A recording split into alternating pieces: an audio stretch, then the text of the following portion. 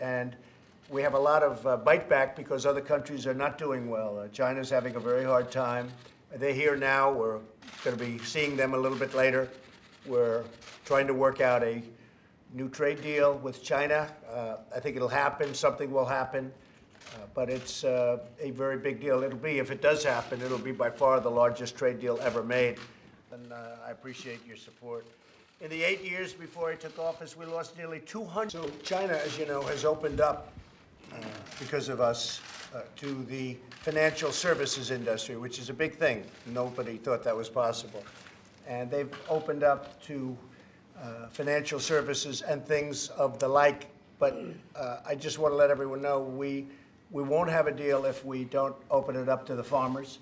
And we won't have a deal if they don't open it up to our manufacturers and just all of it. And it's dying, it's dead, people are leaving. And I love the Rust Belt, and the Rust Belt is no longer. I think that probably the final deal will be made, if it's made, will be made between myself and President Xi.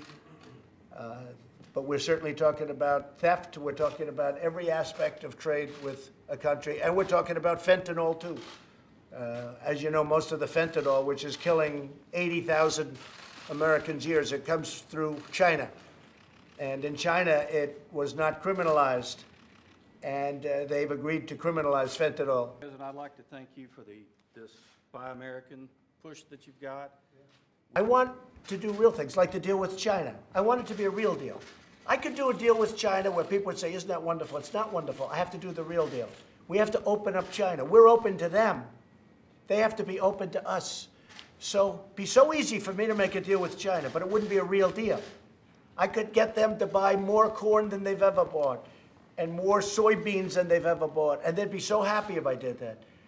But they're going to do that, but in even higher numbers, but we're going to do a lot of other things.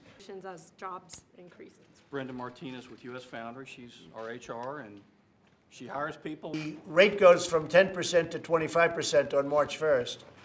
So they would like to do it, and I'd like to accommodate them. If we can, I'd like to accommodate China if we could get the deal done. It's a lot of work because this is a very comprehensive deal. This isn't what we're talking about, you know, they're going to buy some corn and that's going to be it. No, they're going to buy corn. Hopefully they're going to buy lots of corn and lots of wheat and lots of everything else that we have. But they're also talking heavy technology, heavy manufacturing, financial services, and everything else. That's why he wins by so much.